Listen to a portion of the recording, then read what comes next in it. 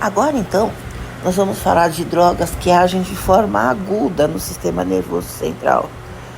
Então, drogas cujo efeito principal não depende nem de upregulation, nem de downregulation, nem de alguma adaptação a longo prazo.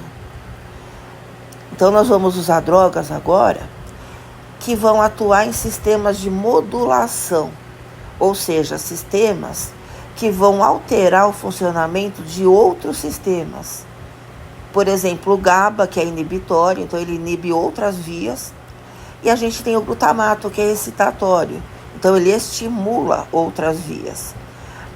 Então, assim, basicamente, para a gente agir ou no GABA ou no glutamato, a gente vai estar agindo de uma maneira um pouco mais inespecífica, porque eles vão alterar outras vias de neurotransmissão. Também por isso, são drogas que quase sempre nós usamos de forma aguda, por pouco tempo. Por exemplo, ansiolíticos. Nós vamos utilizar em crises de ansiedade, porque na manutenção do tratamento, para proteger o paciente de novas crises, o que a gente usa são os antidepressores. Agora, o antidepressor demora para instalar o efeito. Se o paciente está em crise, não adianta. Então, você tem que usar alguma coisa de atuação aguda, imediata. Para isso, a gente usa essas drogas. Os hipnóticos, drogas que induzem sono, já são um pouco diferentes. Se o paciente tem insônia primária, que é aquela insônia que não decorre de outra doença, de outro transtorno psiquiátrico, você vai ter que tratar a longo prazo. Então, de alguma maneira, a gente vai utilizar o hipnótico por mais tempo. Agora, se a insônia vem de uma outra patologia, por exemplo, da depressão, do transtorno bipolar, do TDAH, aí você trata a doença de base e vai usando o hipnótico só enquanto esse tratamento da doença de base ainda não está estabelecido. Depois você vai tirando o hipnótico. Agora, quando você não sabe a causa, não tem como fazer. Então, vamos dar uma olhada nas drogas que nós temos para fazer isso. Primeiro aqui, recordando o que nós já vimos, nós temos a depressão e a ansiedade se sobrepondo. Então, a gente tem uma disfunção nas vias córtico-límbicas. Então, córtex, sistema límbico. Tá? Basicamente, a amígdala é o centro do medo. Tá? E as crises agudas de evitação. Tá? Então, aí se chama esquivafóbica. Você evita uma situação porque você tem medo de passar mal. Você tem medo de ter uma crise de pânico ali. E a gente tem as vias da preocupação, que são o circuito chamado de CETC, córtex, estriado, tálamo. Tá? Então, esse é o circuito da preocupação. A amígdala é o centro do medo. O hipocampo, que também faz parte do sistema límbico, ele é um centro de memória, mas não só. Então, algumas atrofias neuronais do hipocampo, elas acompanham os sintomas da depressão.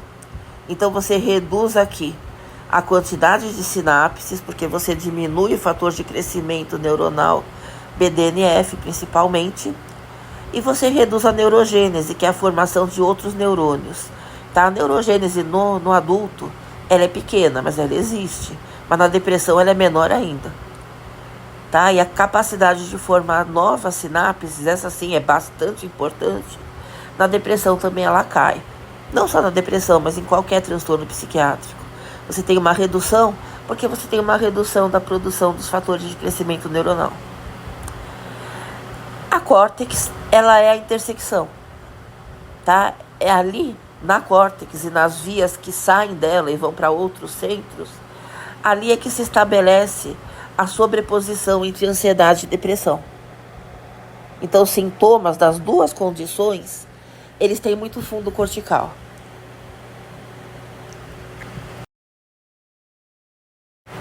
Então, as drogas que nós estamos vendo, Elas vão servir para tratar ansiedade patológica, mais crises, não manutenção, e insônia, tá? Não as mesmas drogas, mas um desses grupos, o grupo dos benzodiazepínicos, ele tem drogas ansiolíticas e tem drogas hipnóticas. Tá? O mecanismo de ação é o mesmo, mas tem algumas diferenças que vão dar diferenças de efeito. Por isso que a gente vê juntos. Então, assim, o que é ansiedade patológica? Basicamente é quando o paciente interage emocionalmente com situações que não estão acontecendo. Ou situações que até estão, só que o paciente enxerga de uma forma exagerada. Tá? A situação até pode existir, mas a reação emocional dele está muito acima do que seria necessário. A ansiedade é considerada patológica quando ela interfere com a qualidade de vida do paciente. Então, o paciente tem perdas, tá? Seja pessoais, de relacionamento, perdas de saúde física, perdas profissionais, perdas econômicas. Então, a ansiedade é patológica quando ela faz com que o paciente tenha algum tipo de perda. Então, por exemplo, a gente tem o transtorno da ansiedade generalizada, que é o TAG, que é a ansiedade patológica em si, tá? Ansiedade clínica. E a gente tem uma série de transtornos que tem sintomas de ansiedade e sintomas de depressão coexistindo. Então, síndrome do pânico, fobias, toque, síndrome do estresse pós-traumático, bulimia nervosa. Então, a gente tem aqui sintomas dos dois transtornos. O TAG não, são só sintomas de ansiedade. Tá, e o TDM, transtorno depressivo maior, só sintomas de depressão. Tá? Mas a origem dentro do cérebro, ela acaba sendo muito comum aos dois conjuntos de patologias.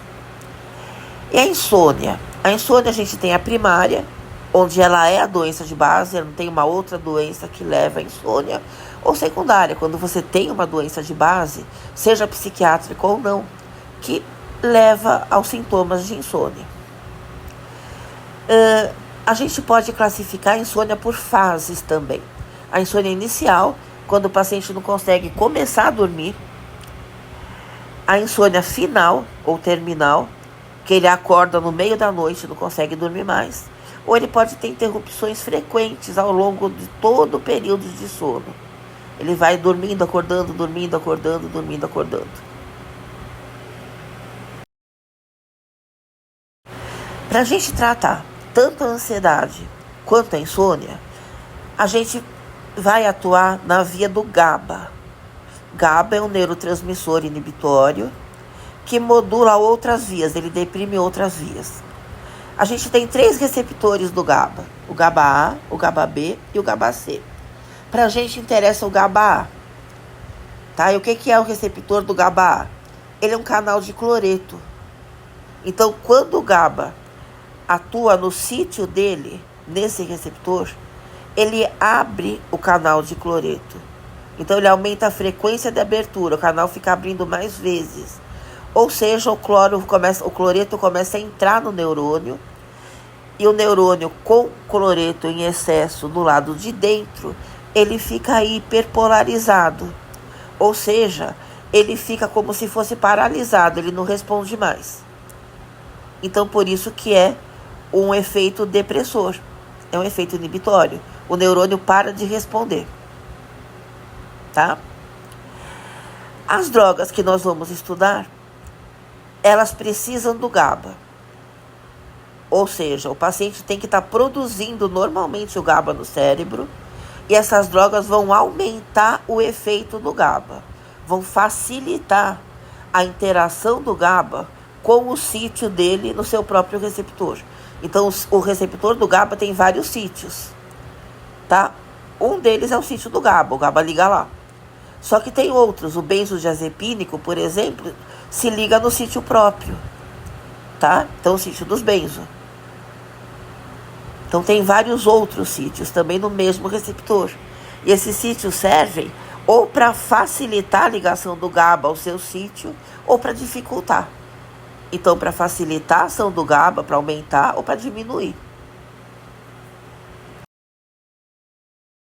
Então vamos começar a ver os benzodiazepínicos.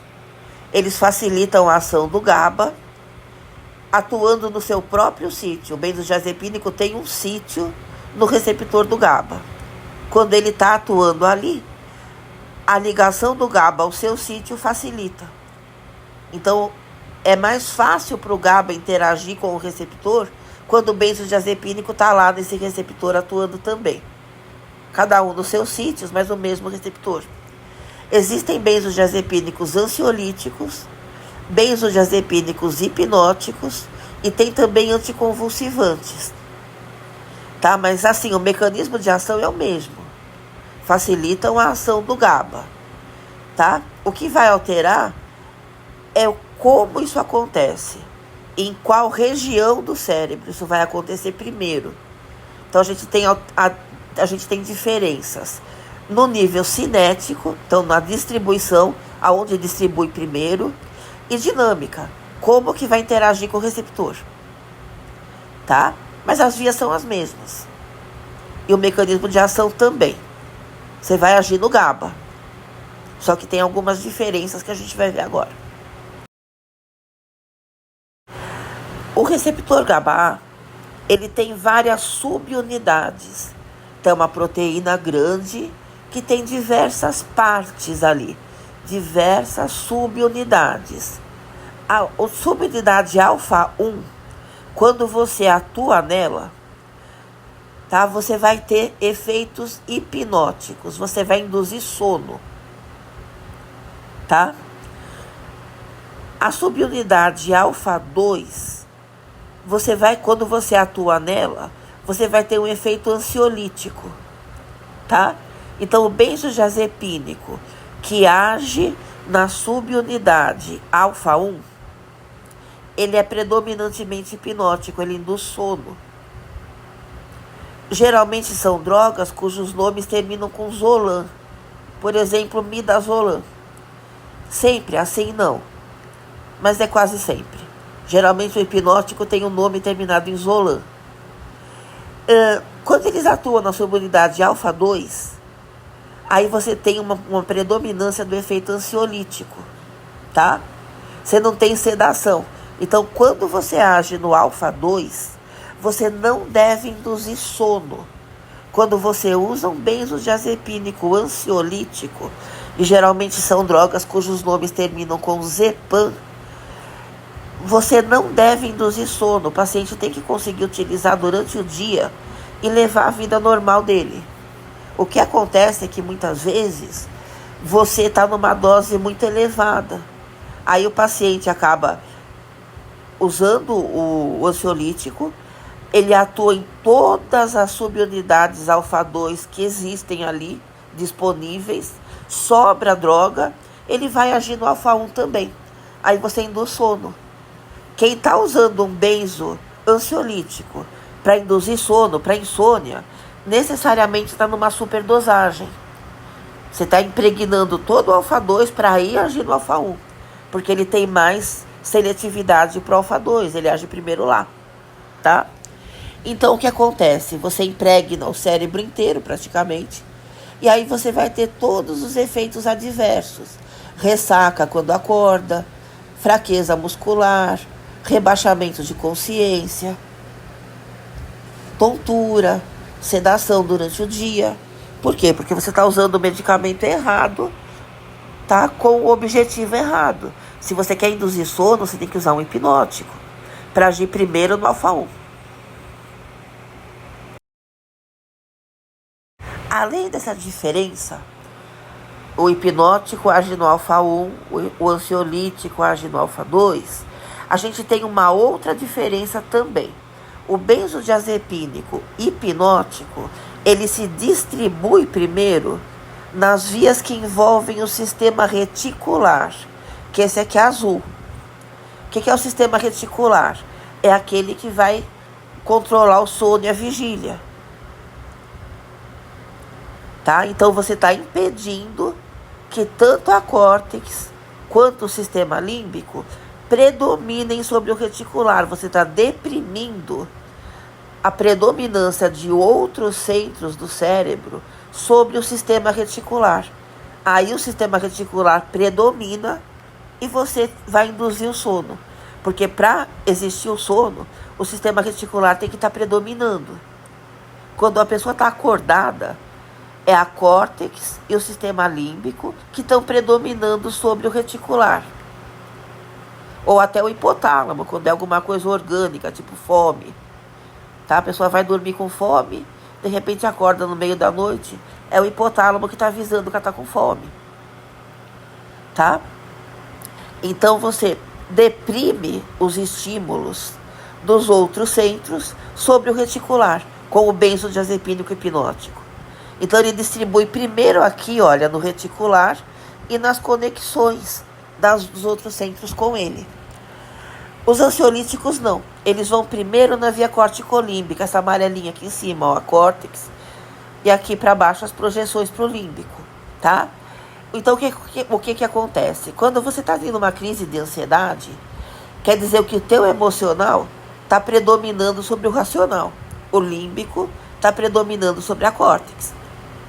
O que o benzoansiolítico faz? Ele distribui primeiro nessa via e vai deprimir o estímulo límbico sobre a córtex. Ele reduz a sobrecarga emocional do sistema límbico sobre a córtex. Perceba que ele não envolve o reticular. Então ele não deve, o benzodiazepínico ansiolítico, não deve induzir sono. Ele só vai induzir quando você está usando uma dose maior e você vai impregnar todo o corticolímbico, todo o alfa-2. Aí você começa a distribuir aqui para baixo, para o reticular, para agir no alfa-1, tá? E aí você tem os efeitos adversos piores. Então vamos começar a ver os ansiolíticos, tá? A gente usa na manutenção do tratamento, como nós já vimos, o SSRI, ou ISRS, antidepressivos que inibem seletivamente a recaptura da serotonina. Tá? Só que na crise não adianta, porque eles vão levar entre 2 a 4 semanas para começar a instalar um efeito importante e acima de 4 semanas para instalar o efeito final no cérebro, para dar aquela remodelação de plasticidade e você já colocar o paciente na remissão. Tá? Então, se o paciente está tendo uma crise, não adianta você usar só o antidepressivo. Você vai usar o antidepressivo, mas vai usar também o ansiolítico, tá? O benzodiazepínico ansiolítico, para que você consiga bloquear a crise durante essas primeiras semanas. Depois disso, você vai retirando aos poucos o benzo, deixando só o antidepressivo, tá? Geralmente, você não usa o benzo ansiolítico por mais de 4 semanas. Se preconiza no máximo 4 semanas. Tá? Tem psiquiatras que usam 2 e já começam a tirar. Então, no máximo 4. E se não adiantar, se você tirar o benzo depois de um mês e o antidepressivo não tiver ainda resolvendo todos os sintomas da ansiedade, significa que o paciente está ativando. Lembra aquela ativação persistente? Aí você vai ter que mudar o antidepressivo e vai de novo começar o benzo. Então você começa novamente o tratamento. Até que você encontre um antidepressivo que elimine os sintomas da ansiedade.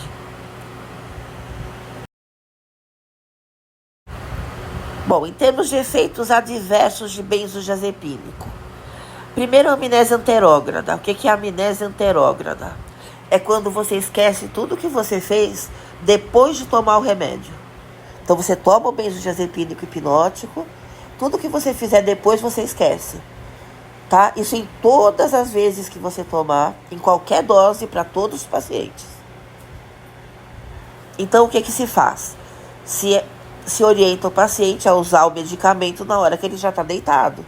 Tá? Ele já vai tomar e vai dormir. Em cerca de 15 a 20 minutos ele já instala o efeito. Então o paciente já dorme. Senão ele vai esquecer tudo que ele fez. A dose de dependência, como eu falei para vocês. Se você utilizar um benzoansiolítico para induzir sono, numa dose necessariamente mais elevada do que a dose ansiolítica, você vai ter torpor, ressaca ao acordar, relaxamento muscular, fraqueza muscular, rebaixamento de consciência, de cognição, de raciocínio, sono durante o dia, tá? Tolerância. Todos os benzodiazepínicos instalam tolerância. O ansiolítico mais rápido, tá? Essas 4 semanas que se preconiza o uso máximo, já é suficiente para começar uma tolerância. A tolerância do hipnótico é um pouco diferente. Geralmente o benzohipnótico demora mais para instalar tolerância, tá? Até coisa de 1 ano você encontra na literatura que demora para instalar tolerância. E normalmente ela não reduz o tempo de sono total e nem faz com que demore mais para induzir sono. O que acontece é que ele vai reduzindo o sono REM cada vez mais.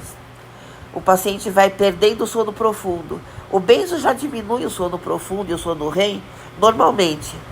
Quanto mais você vai usando, quando se instala a tolerância, menos sono profundo, menos sono REM, que é onde você sonha, que é o sono de que a gente realmente precisa para o cérebro se resetar, menos desses sonos você vai ter. Então o paciente vai acordar cada vez mais cansado, tá? Então a tolerância do hipnótico ela é mais para esse lado. E dependência? Dependência é uma controvérsia. Tem autores que dizem que se você retira o benzo, o paciente vai ter uma síndrome de abstinência. Ou seja, ele está dependente, ele pode ter ficado dependente, tá? Síndrome de retirada. Só que como eles definem essa síndrome de retirada? Eles dizem que o benzo hipnótico, se você retira, a síndrome de abstinência seria insônia, irritabilidade, agitação psicomotora, tremores, ou seja, insônia. Seja a doença do paciente mesmo se manifestando. E o benzoansiolítico, quando você retira, o paciente ficaria agitado, ficaria com tremores, ficaria com dificuldade de concentração, ele ficaria ansioso, na verdade, ele ficaria com sudorese fria, com arrepios na pele. Então a parte física, tá? Dor de estômago, às vezes náusea, ou seja, uma crise de ansiedade, medo. Então não seria, para a maioria dos autores, isso não seria uma síndrome de abstinência. Isso seria a doença do paciente voltando a se manifestar, porque o benzodiazepínico não é curativo, como nenhuma droga psicoativa é. Então, na hora que você retira, o paciente volta a apresentar os sintomas da doença dele. Então, o que eles dizem? Que não seria uma dependência. O paciente não ficaria dependente do benzo, até porque o potencial de abuso do benzodiazepínico é muito baixo. Ele dá pouquíssimo prazer. Ele isolado, ele associado com álcool, dá bastante prazer e dá dependência sim. Tá? Então, benzo associado a álcool, tem muita gente que é dependente dessa mistura. Agora, o benzo sozinho, na maioria dos autores, você encontra eles dizendo que não existe. Eles dizem que é a própria doença do paciente que volta a se manifestar.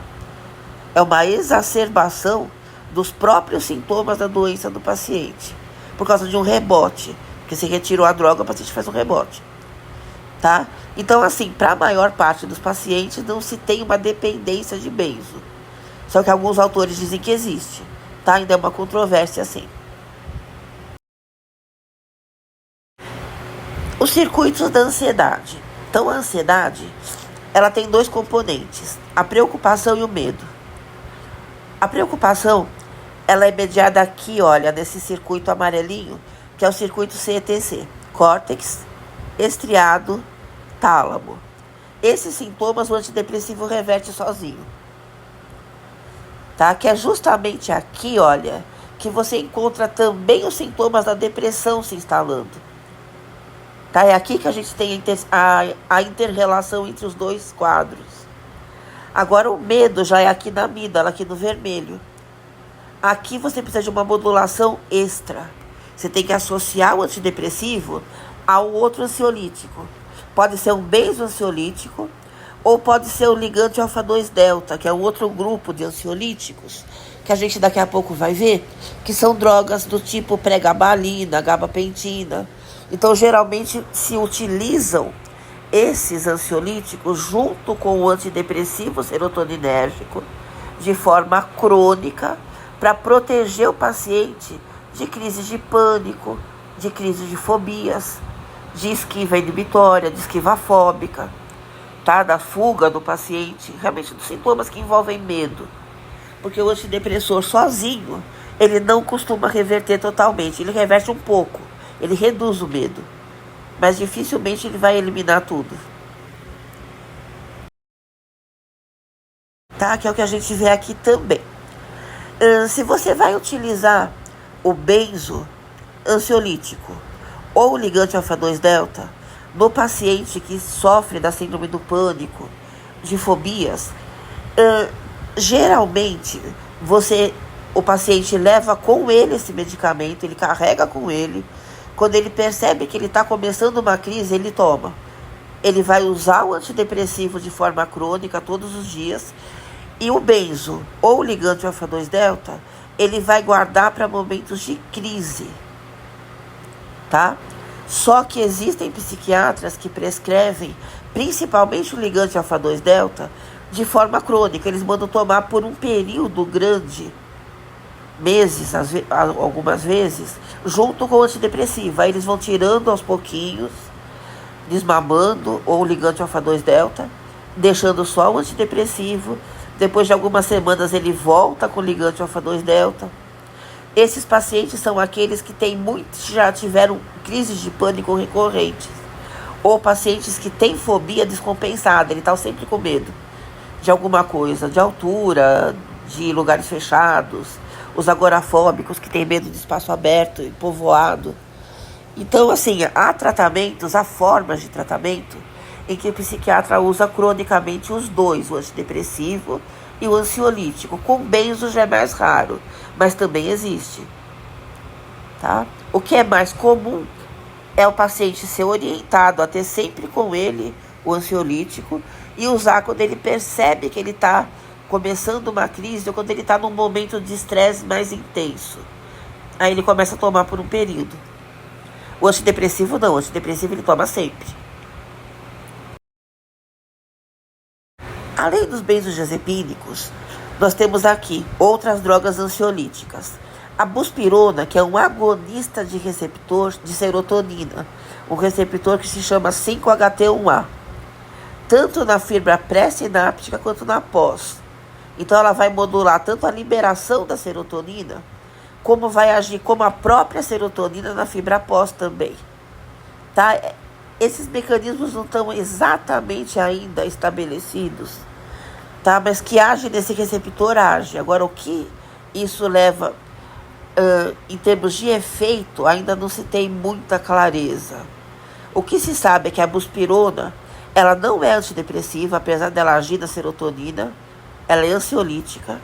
É um efeito que demora, então você precisa ali de uma adaptação de receptores. Tá? Não é uma ação direta, não é se você usar uma buspirona durante a crise, porque não vai funcionar, tá? Ela não é sedativa, ela não induz sono, ela não dá tolerância, tá? E não dá síndrome de dependência. Na verdade, se você considera que o benzo também não dá, não faz muita diferença aqui.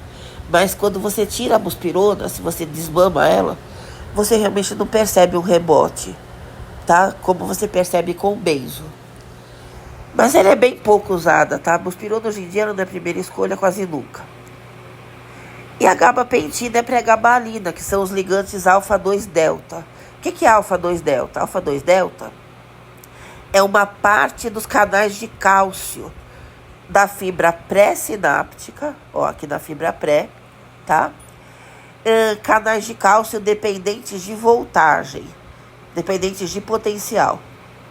Então, quando você bloqueia com essas drogas, tá? Elas vão fechar o canal de cálcio. Então, o ligante alfa-2 delta liga nessa parte do canal, que se chama alfa-2 delta, bloqueia o canal de cálcio, então muda a conformação do canal e vai fechar ele. O cálcio não vai entrar. O cálcio não entrando, tá? Você vai impedir que as fibras que produzem glutamato liberem esse glutamato.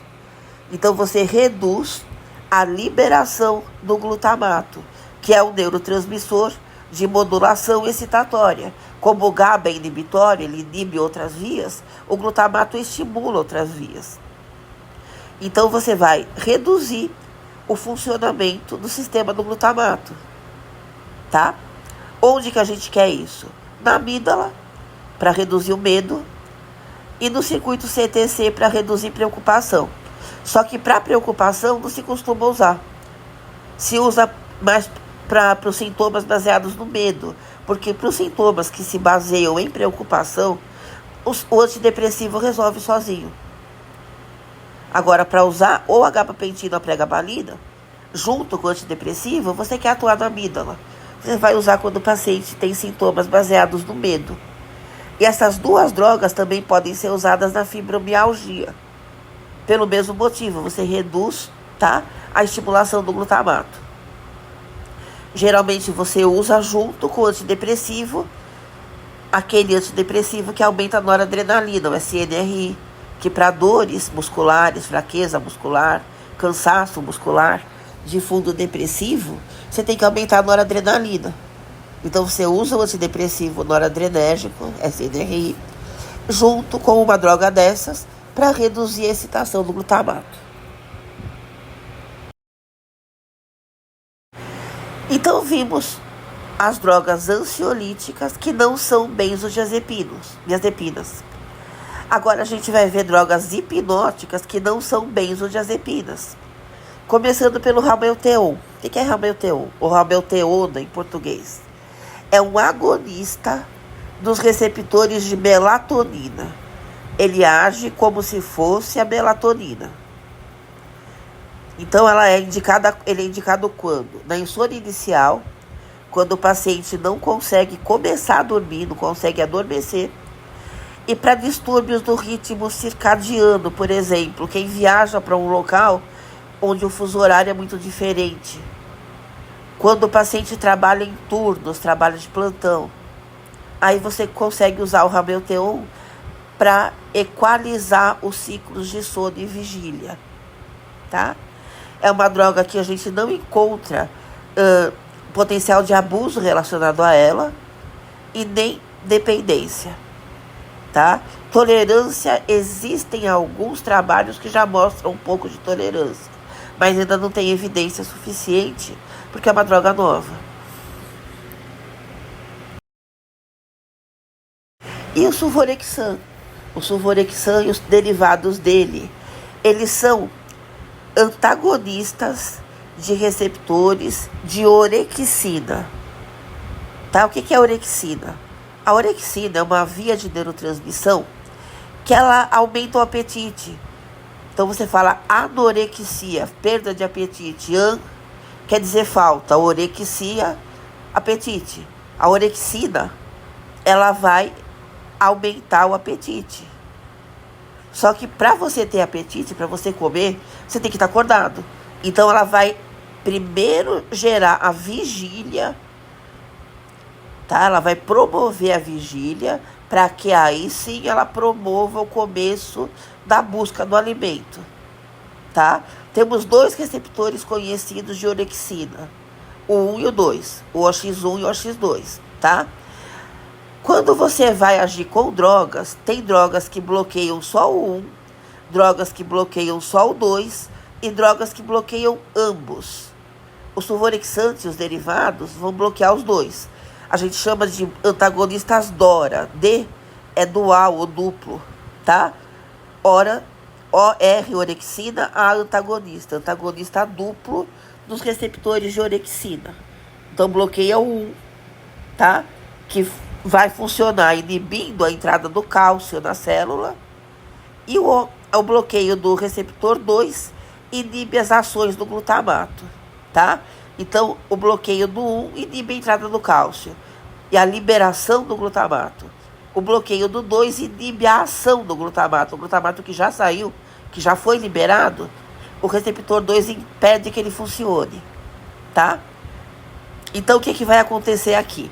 Ele vai induzir o sono. Porque para você ter a vigília, você tem que ter a orexina funcionando nos dois receptores. O sulvorexan vai bloquear os dois. A orexina não vai funcionar e você vai desligar a vigília, você vai induzir o sono, tá? Tem grupos de pesquisa procurando uma maneira de mudar a molécula do suvorexan ou de outros orexantes, tá? Para retirar essa parte hipnótica e deixar o bloqueio apenas do comportamento alimentar, porque seria importante para pessoas que precisam fazer dieta. Então você reduziria o apetite. Agora, reduzir o apetite induzindo o sono não vai adiantar nada. Como é que a pessoa vai trabalhar durante o dia, vai funcionar durante o dia tomando esse medicamento? Não vai. Então ela vai dormir, tá? Então, o sulvorexante e os derivados conhecidos dele, já os que já estão em ensaios clínicos, estão sendo testados e estão sendo já usados como indutores de sono, hipnóticos. Então, o Ramelteon age no sistema da melatonina como agonista. Ele age como se fosse a melatonina, ele é agonista.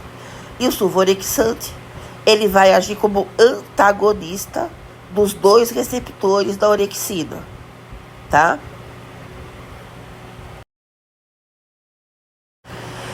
E finalmente a gente tem as drogas Z. Elas são chamadas Z porque os nomes delas começam com Z. Zolpidem, zopiclone, zaleclona. Zopiclone também começa com Z, porque sempre que tem ES, quer dizer que é um isômero, é uma modificação molecular da droga. Então é o zopiclone modificado, é o isômero do zopiclone, tá? Como o escitalopram, que é um antidepressivo, ele é um isômero do citalopram. Sempre quer dizer um isômero. É a mesma molécula, só que com uma alteração de para onde ela desvia a luz, tá? Uma alteração de configuração. Mas os nomes delas começam sempre com Z. Elas também vão agir facilitando a ação do GABA, só que em lugares diferentes do receptor dos benzodiazepínicos. O benzodiazepínico age no receptor do benzodiazepínico. Aliás, no sítio do benzodiazepínico, tá? No receptor do GABA. As drogas Z também agem no receptor do GABA, só que não num sítio, que é um sítio diferente do sítio dos benzodiazepínicos, tá? Mas também vai fazer com que a ação do GABA seja facilitada. Isso chama modulador alostérico, tá? A alosteria é como você facilita o funcionamento de alguma molécula, que você está facilitando a ação do GABA, tá? Eles agem como se fossem os benzodiazepínicos hipnóticos, tá? Com o mesmo mecanismo de ação, só que tem algumas diferenças. Os benzo, eles vão reduzir o sono REM e vão reduzir o sono profundo, que é o N3 aqui no gráfico, ó. O sono profundo é o N3, o sono REM é o sono dos sonhos, tá? O benzodiazepínico diminui os dois. A droga Z não. A droga Z preserva os padrões fisiológicos, tanto do sono REM quanto do sono profundo, tá? Então, esse gráfico de linha cheia, olha, é da droga Z, tá? E do sulvorexan também, ele tem o mesmo tipo de padrão. O pontilhado é o padrão de funcionamento do benzodiazepínico hipnótico, tá? Então, percebam, olha, o sono profundo e o sono REM, o benzo, ele elimina bastante, ele reduz. Você ainda tem um pouco de sono REM e um pouco de sono profundo, mas é pouco. Com a droga Z, você tem mais, olha. O sono profundo, ele é maior e o sono REM também, tá? Só que assim, ele preserva o padrão fisiológico do paciente. Se esse paciente não tem sono REM quase nenhum, não adianta nada ele fazer uso da droga Z. A droga Z vai aumentar o sono dele. Ele vai aumentar as ondas que o paciente já tem fisiologicamente. Se ele já tem pouco sono REM e pouco sono profundo, se a insônia dele não é de quantidade de sono apenas, mas quantidade de sono REM e de sono profundo, ele tem menos sono REM do que o normal, menos sono profundo do que o normal, a droga Z não vai ajudar muito. Mas quando ele tem a quantidade normal, só que ele tem menos tempo total de sono, a droga Z vai ajudar. Ela mantém o padrão, tá? Tanto do sono REM quanto do sono profundo, ele não diminui. Agora o benzodiazepínico diminui. Tá lembrando que essa abolição do sono REM e do sono profundo pelo benzo é quando você usa cronicamente na insônia primária. Tá? Lembra que a gente viu? A tolerância ao benzo hipnótico é a redução do sono REM e do sono profundo. Se você usa de forma aguda, aí não. Tá? E ele mantém um pouco de sono REM e um pouco de sono profundo. Tá? Não vai aumentar a quantidade, mas vai preservar. Tá? Agora, a droga Z não, você consegue usar por mais tempo, mantendo o sono REM e o sono profundo no padrão do paciente.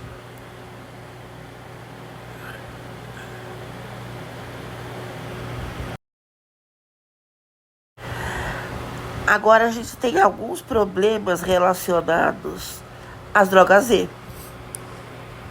Você realmente não vai privar o paciente do sono profundo nem do sono REM.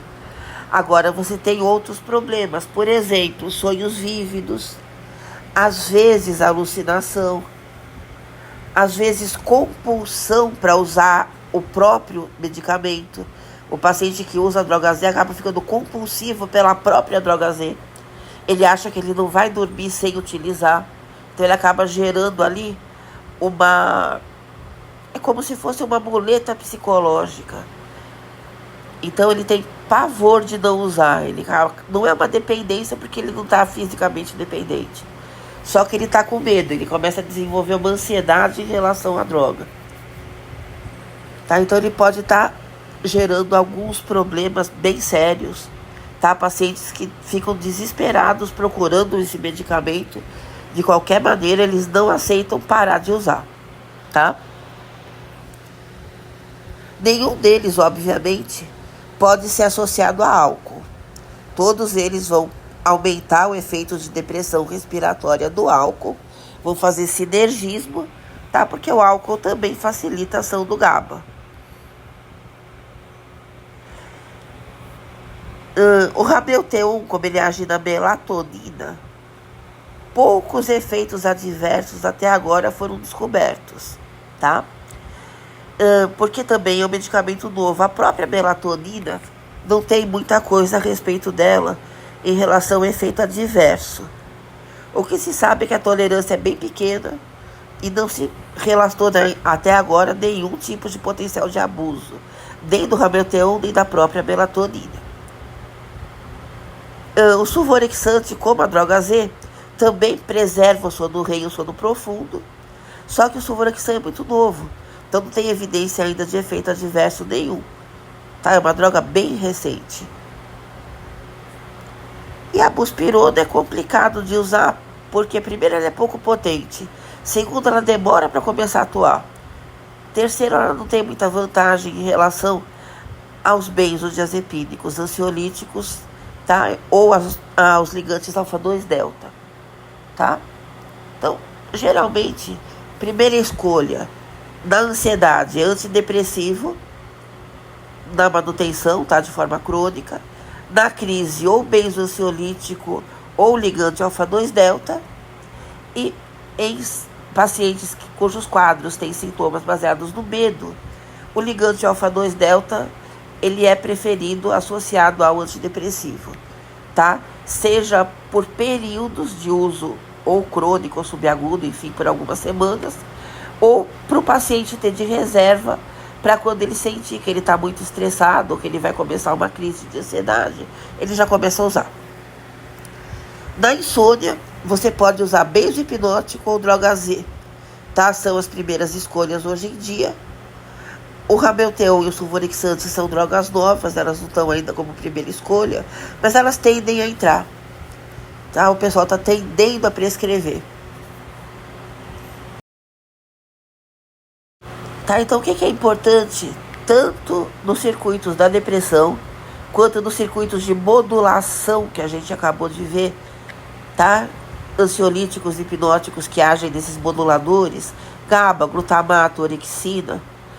O que é importante? O que é importante é que a gente tem que trabalhar com a restauração da plasticidade do cérebro. Então, a gente tem que trabalhar a longo prazo. E é isso que o antidepressivo vai fazer. Os moduladores vão ampliar o efeito do antidepressivo para os momentos de crise, porque o antidepressivo ele tem um efeito crônico, ele não age de forma aguda. Tá? Mas o que é importante é a gente fazer a plasticidade do cérebro voltar ao nível fisiológico, para que você restabeleça a funcionalidade, tá? Porque cura essas doenças não tem, mas elas têm a remissão de 100%.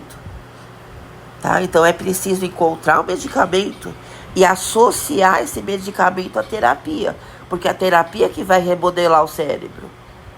Tá? A droga vai facilitar isso, a droga vai permitir que as sinapses vão se formando. Só que quem vai formar a sinapse é o paciente. Tá? Ele vai ter que usar as vias de neurotransmissão para formar sinapses novas, para aumentar a plasticidade ou para recuperá-la. Isso ele vai fazer na terapia. Tá? Então a droga não vai fazer isso por si.